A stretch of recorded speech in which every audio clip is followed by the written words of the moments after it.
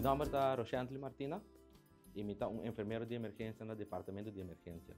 Bom, a mim está em serviço de hospital na temporada de 6 horas, que o dia CMC abre, mas passa over de 6 horas bem aqui não.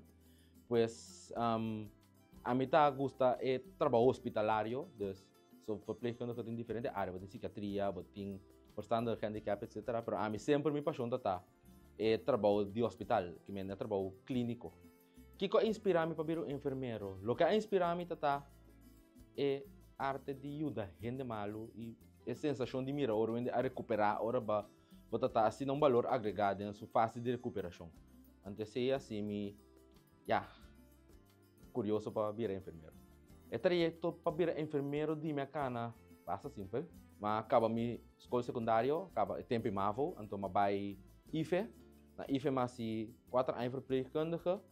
Depois de nana bintra na tempo 6 horas e último aqui mas sigue upgrade e mas me spoed eisendul verpleegkundige, então mas especializado em área de emergência.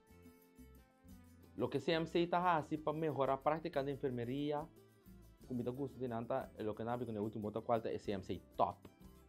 O CMC Top é um trajeto de e-learning e outro curso não conanta lá nos põe para base e na final do trajeto pode ganhar algum ponto e depende de quanto ponto você ganha, CMC está ganhando lá nos um gesto. Então, mais duro você tra, mais tanto o ponto não está, mais grande o gesto. Essa que ajuda a me hobby bom de minha carreira passou. Durante o recurso não que assim, boa maneira de mirar a enfermeria está cambia. Então, boa maneira de approach o paciente cambia, boa maneira de redener clinicamente paciente cambia. A vista está mais ampla e você pode trabalhar aún mais melhor. Bom, nós temos bom, lá nós temos time por banco outro.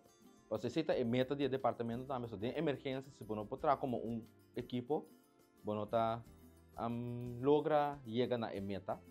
E CMC também só para nós vai curso de team building, que também com o time por banco para abrir aún mais melhor.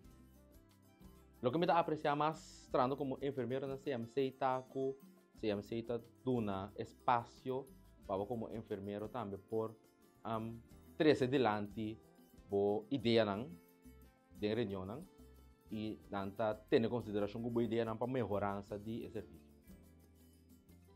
Nós temos jefe que para que está suporta abrir para chegar cerca de e sempre está bem com solução para alguma preocupação que você tem. E colega não também. Por algo você tem que para me sacar guarda ou você tem algo personal de assim que você tem que realizar things sempre não está claro para ajuda. O que me gusta mais é que o Medical Center está hospital state of the art. Então nós temos o último lá nós temos equipo e a última tecnologia também mais avançada em Caribe.